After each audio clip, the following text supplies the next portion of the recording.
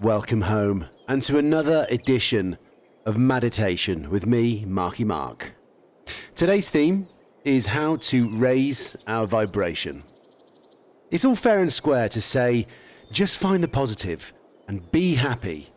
But that's easier said than done when you're simply not feeling it. So how can we begin to find what's beneath the surface and allow ourselves to be happy where we are, grateful for what we have, and understanding of hardship in the face of it? The true measure of success is to find our state of flow. And before we can be expected to follow it, we have to go and uncover it inside of ourselves. Now, the way I tune into what I value and what brings me joy is pretty simple, and my sister taught it to me. She once said, "Do I feel a resounding yes? Does this thing that I'm looking for, or that's in front of me, or that I'm trying to make a decision about, or wondering about, can I find a yes in myself in response to it?" Now, if it's a no, then you have to be honest with yourself. A no is a no. But if it's a yes, then you know it's a yes for you. Now, obviously, we don't live in a binary universe. The media may want us to feel like we do. The news might appear like we do. We're either one side or the other. But in reality, it's always somewhere in between. We know inside ourselves what serves us and what pulls us apart from our ideals and our ideal future. So why stay undecided? Make a conscious and definitive move towards going for your yeses. Does that make sense? Yes. Now, do you know what I mean? Yes. And is it annoying because you knew it before? Yes. And did you forget? Yes. And is that okay because you remembered again? Yes.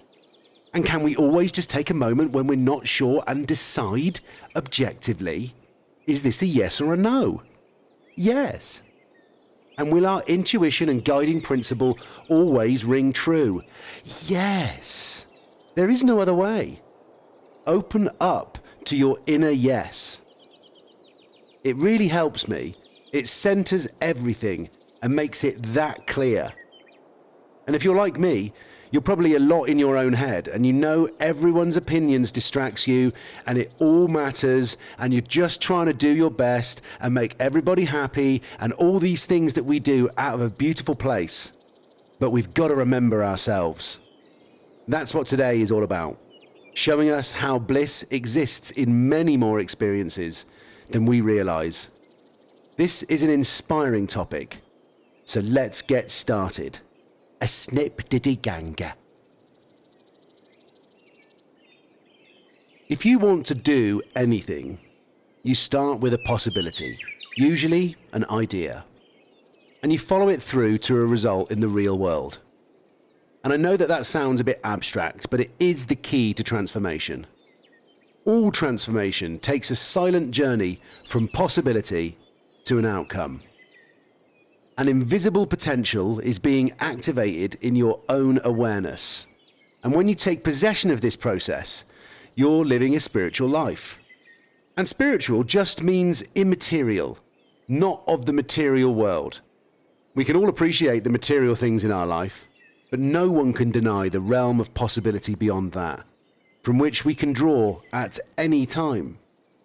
How otherwise would anything be possible, if not imagined first?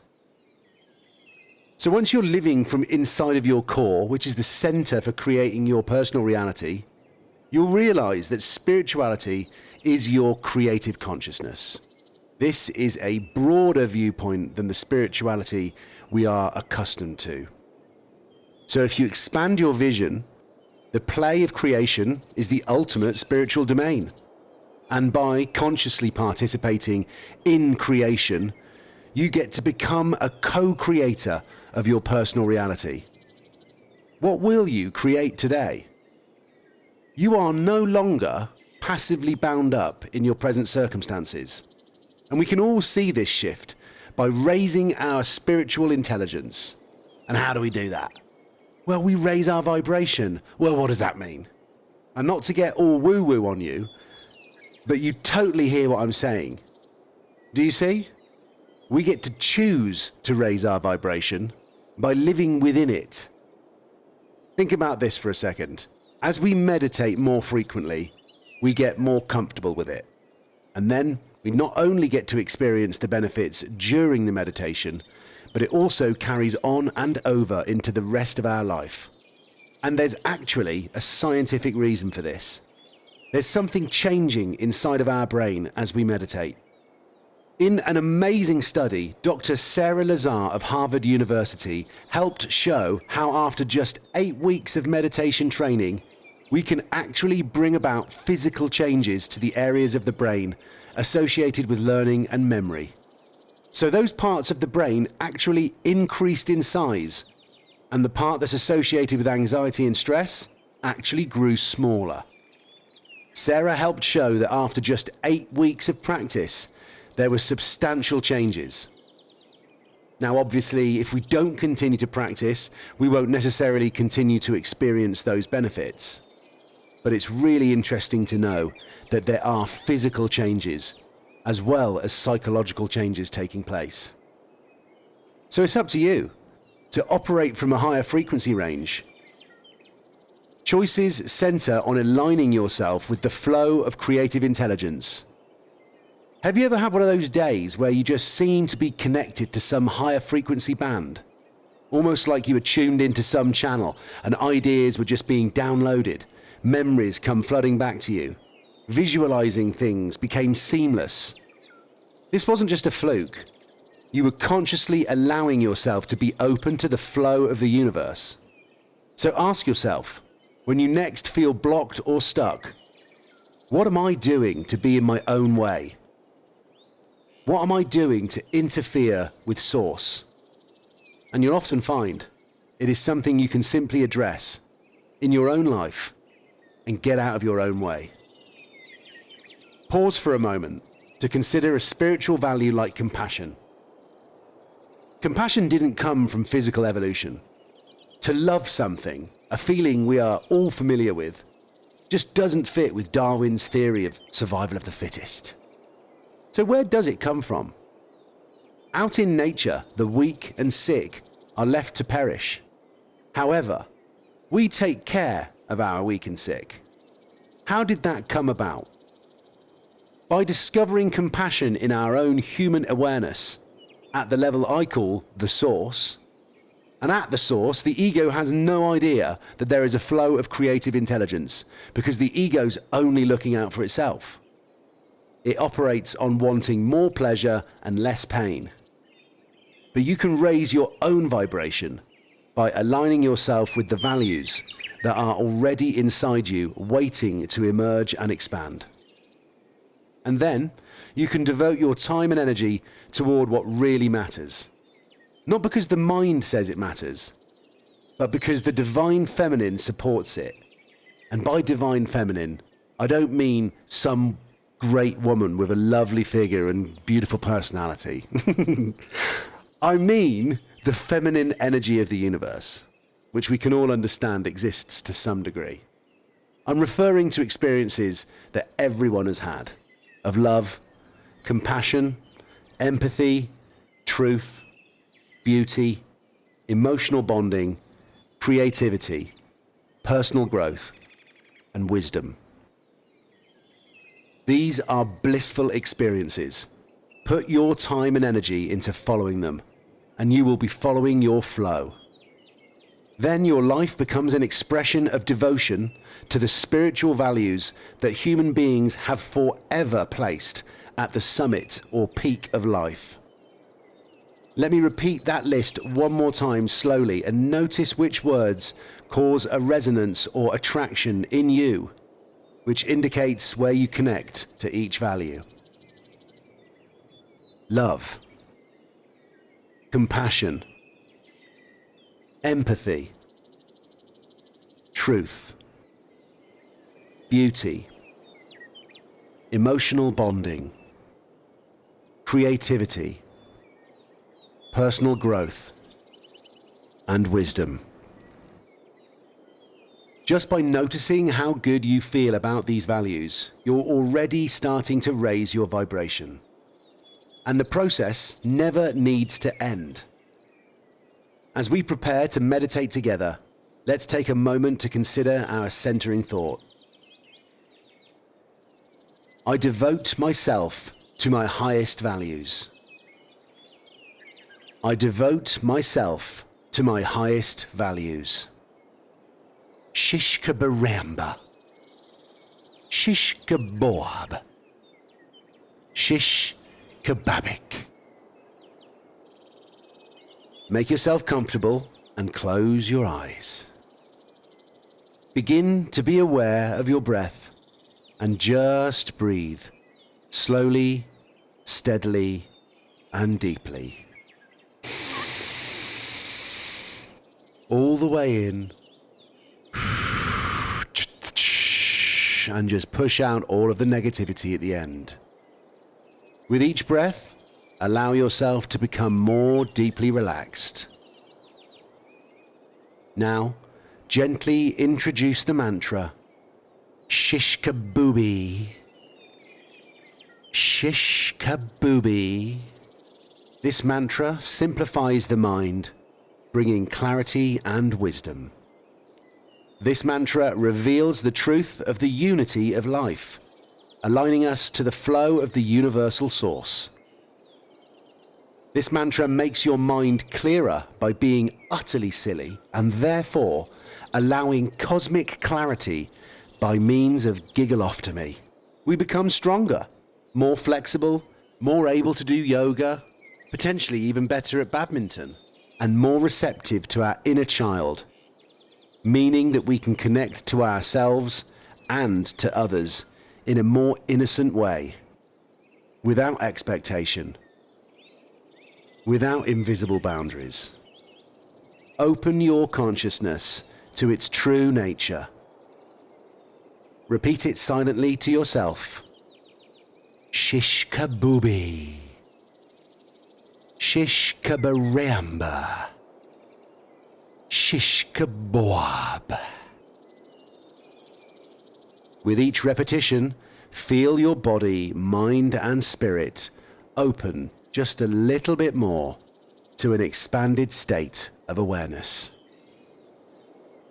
And whenever you find yourself distracted by thoughts, noises, or physical sensations, simply return your intention to silently repeating the mantra.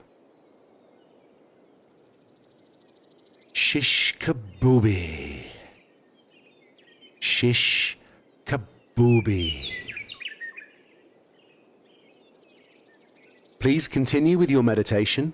I'll mind the time, and you'll hear a soft bell at the beginning and end of the meditation.